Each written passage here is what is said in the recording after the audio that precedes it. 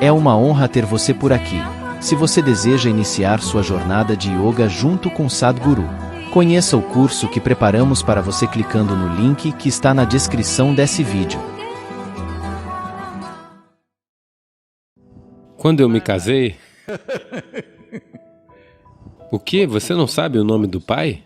Você não sabe quem eles são, o que eles são, como vai se casar? Eu disse, estou me casando somente com a moça. Então todo esse debate sobre é melhor um casamento arranjado ou conhecer alguém no bar mais próximo. Os casamentos são feitos no céu. Mas você está cozinhando. Namaskaram, Sadhguru. Um programa da Netflix sobre a forma indiana de fazer casamentos está em alta e recebendo críticas pelos modos retrógrados do casamento arranjado. Isso ainda é relevante nos dias de hoje? Bem,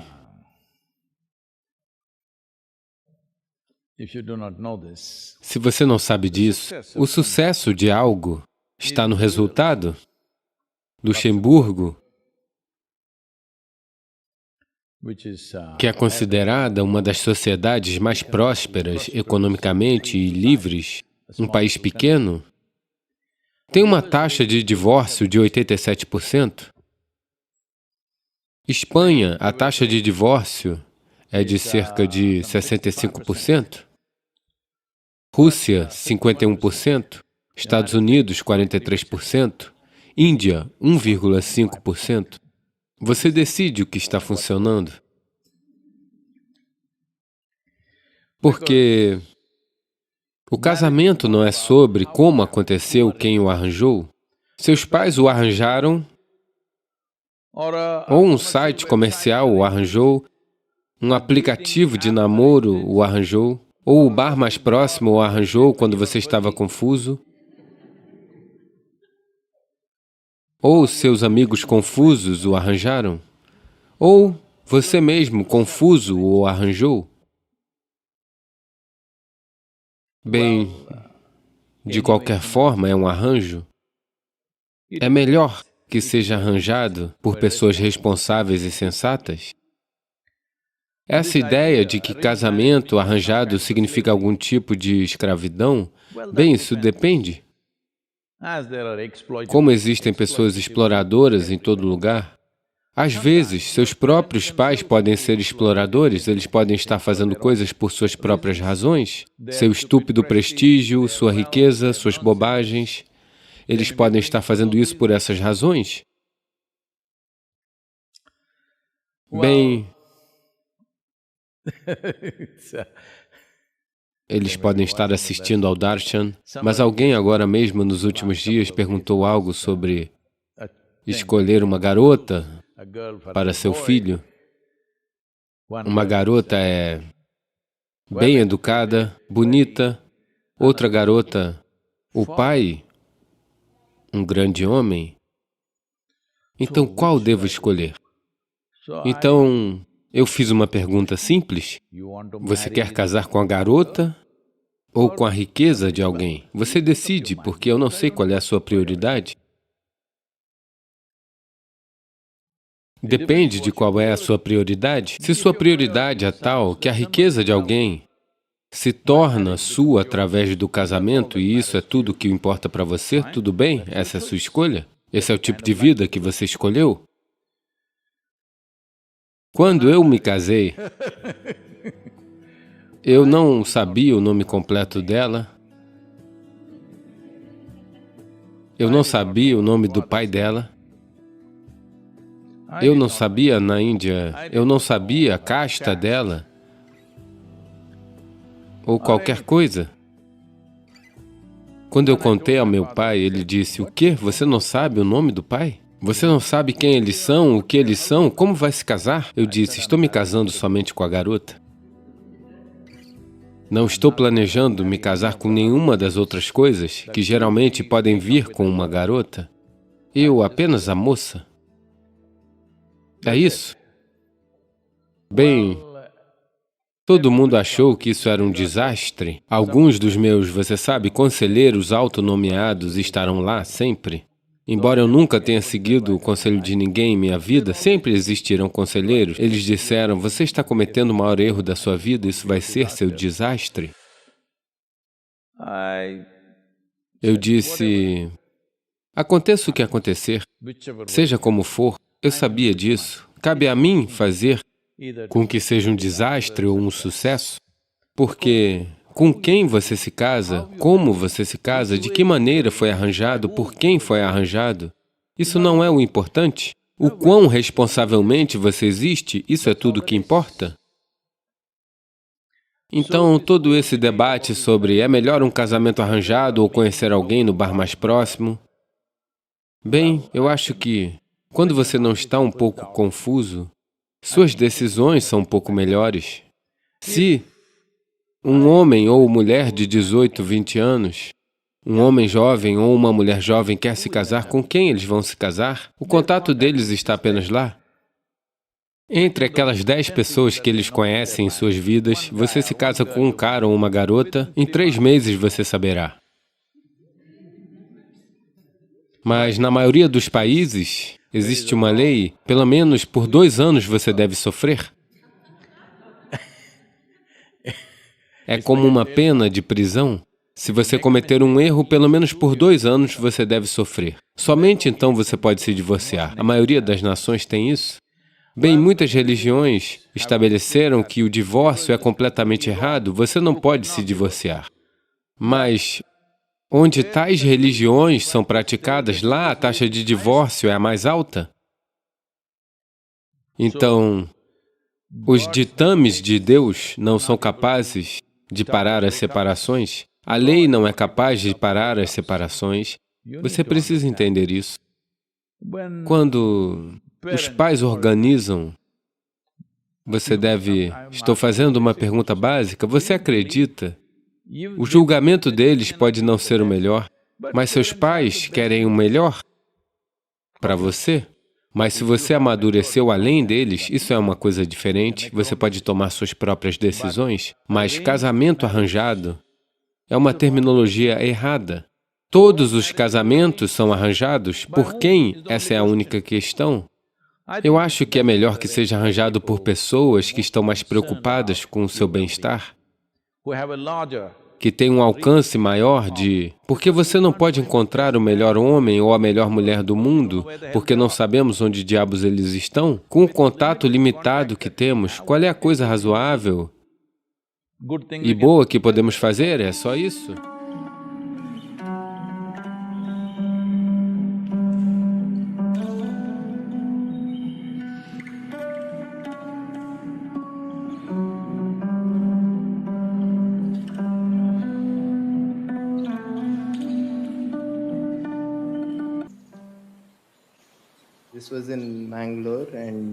Isso foi em Mangalore, e ela veio de Mysore, com alguns voluntários de Mysore.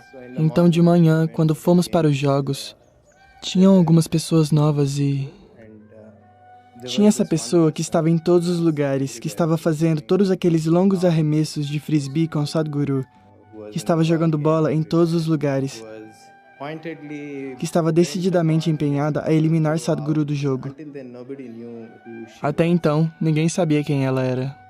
Ao final do programa, Sadhguru apresentou ela a todos nós como uma professora de yoga do Isha.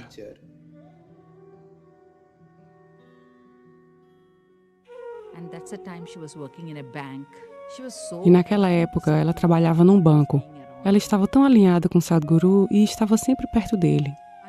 Eu me lembro de como ela contou sobre seu casamento. Quando eu perguntei, Vidi, como tudo isso aconteceu? Ela disse que quando conheceu Sadhguru, naquele primeiro encontro, nós já nos conhecíamos.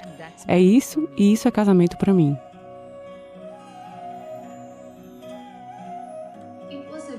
Foi um casamento muito simples, num pequeno templo de Shiva, nas cascatas de Irupu.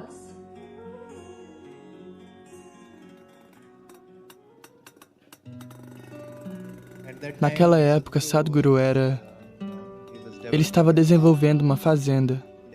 Tudo o que acontecia na fazenda, ela sabia. Ela estava lá sempre que podia. Ele passava metade do mês em sua fazenda e outra metade do mês dava aulas. Em Hyderabad, ou Mangalore, ou Coimbatore, ou Tirupur, ou alguma dessas cidades. Todos os finais de semana, Vidya viajava de Mysore para a iniciação. E quem conhecia Sadhguru ou Vidya, os conheceu como Jaggi e Vidya. Eles estavam sempre juntos, em todos os lugares, em tudo o que faziam. Eles cuidavam um do outro, jogavam juntos, viajavam muito, feitos ciganos. Tal era o companheirismo deles. Casamento, todos os dias, quase todos os dias essa situação acontecia. Ela era profundamente devota a Sadhguru como pessoa. Ela também manteve constantemente uma velha postura de que ela não tinha nada a ver com espiritualidade. Ela só estava interessada no Sadhguru, a pessoa, que por acaso era seu marido, e esse era o seu único interesse.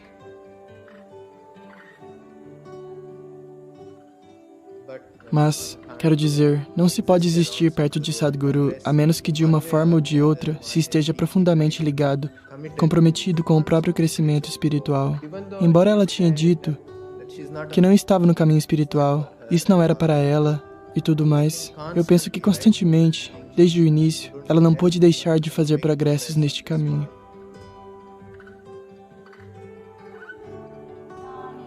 Alguns momentos e alguns episódios em que eu vi Sadhguru, e na minha própria vida, esses momentos tiveram um impacto muito profundo. Isso deve ter acontecido com Vidya continuamente, de várias maneiras, e obviamente teve grande impacto.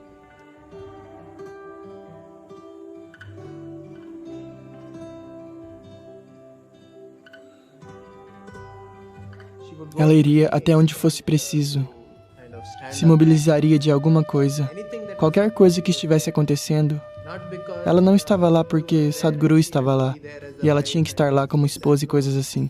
Não, ela sentiu isso porque também queria, igualmente, que coisas boas acontecessem com as pessoas, e as pessoas se beneficiassem de Sadhguru e fizessem uso disso.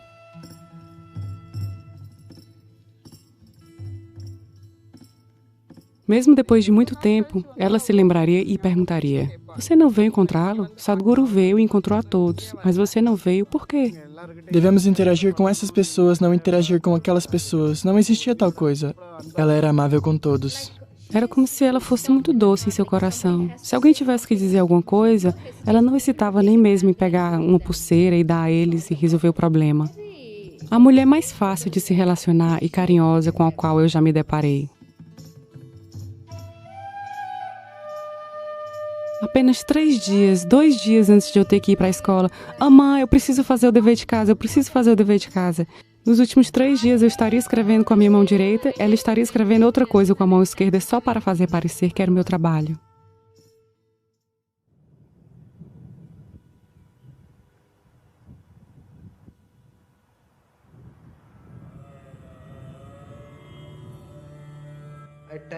Às vezes, Sadhguru deixava isso claro para Vidya, de muitas maneiras, que ele nunca realmente usou essas palavras ou falava sobre isso abertamente, mas para ela, ele comunicou que seus discípulos, o seu bem-estar e o que precisava acontecer com eles era muito mais importante do que os seus compromissos com ela.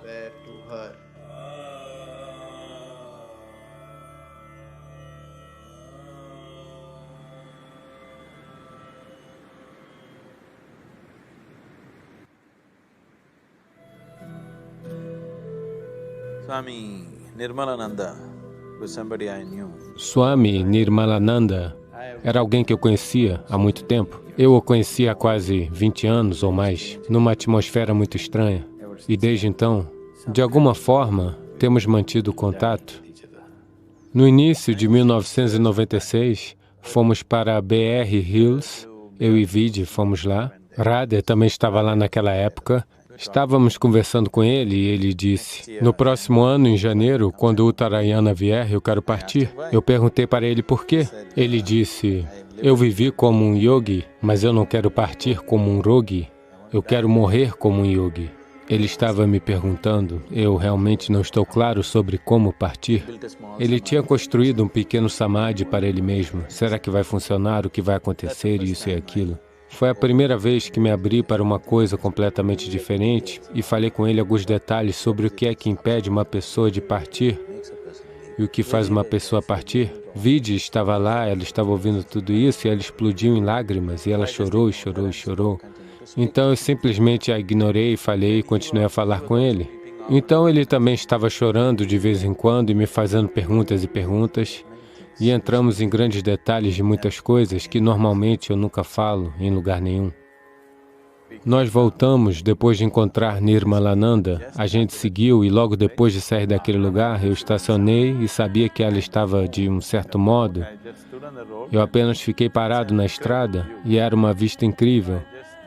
Então eu estava parado na estrada e Radha também estava lá brincando e ela veio e caiu aos meus pés e disse: eu também quero fazer o que ele está fazendo. Eu estava apenas tentando brincar e tentando, você sabe, meio que desfazer a coisa toda. Ela estava chorando e dizendo, eu quero ir como ele. Eu disse, ok, você está disposta a fazer o sadhana? Faça, vamos ver. Eu nunca pensei que ela teria a perseverança de mantê-lo por muito tempo. Então eu disse a ela algumas coisas, você faz essas coisas, deixe-me ver o quão seriamente você faz. Se as coisas chegarem a esse estágio, veremos. A partir daquele dia, ela simplesmente se voltou para isso. Ela era completamente outra pessoa. De repente, nos últimos 8 ou 9 meses, ela ficou totalmente focada e daquele jeito. Porque da maneira como ela estava indo, vi que ela estava indo tão intensamente, e depois de 2, 3 meses, ela até começou a falar com confiança que iria partir dentro de... Então eu tentei frear ela um pouco. Eu disse, mas por que agora? Todos esses 12 anos de casamento, nós apenas viajamos. Só agora nós tínhamos um lugar para morar que ela podia chamar de seu e cozinhar e fazer coisas que significavam muito para ela, eu sabia. E então eu disse, qual é a pressa? E a menina só tem 7 anos. Eu disse, as coisas estão funcionando bem para você também? Por que agora? Então ela disse, nesse momento, meu interior está se sentindo absolutamente belo e fora dele, todos são maravilhosos para mim. Esse é o momento em que quero partir. Não sei por quanto tempo eu vou conseguir manter isso. Toda a minha vida estive confusa, isso revela tudo. Agora eu estou num espaço onde quero estar. Eu quero partir assim. Tantas vezes, do meu jeito, eu tentei frear ela um pouco. Dezembro seguinte chegou, dezembro de 1996. Então sabíamos que Nirmalananda iria partir, de lá fomos para o Karma Yatra. Era a última fase da consagração do Dhyana Linga. Então eu queria esclarecer algumas coisas para as pessoas envolvidas. Então eu os levei em uma viagem por 6, 7 estados. Isha Kriya é um processo extremamente simples, mas uma poderosa ferramenta. Esses 3 ingredientes, sua respiração, seu pensamento e sua consciência. Na combinação certa, se você usá-los, sua capacidade de usar a mente e o corpo é tão aprimorada que você quase parece super-humano para outra pessoa. Mas eu estou lhe dizendo que isso é humano. Não se trata de ser super-humano, mas sim de perceber que ser humano é super. Existem muitas práticas que podem mudar a dinâmica do corpo, de uma maneira que você não vai acreditar. Foi assim com milhões de pessoas.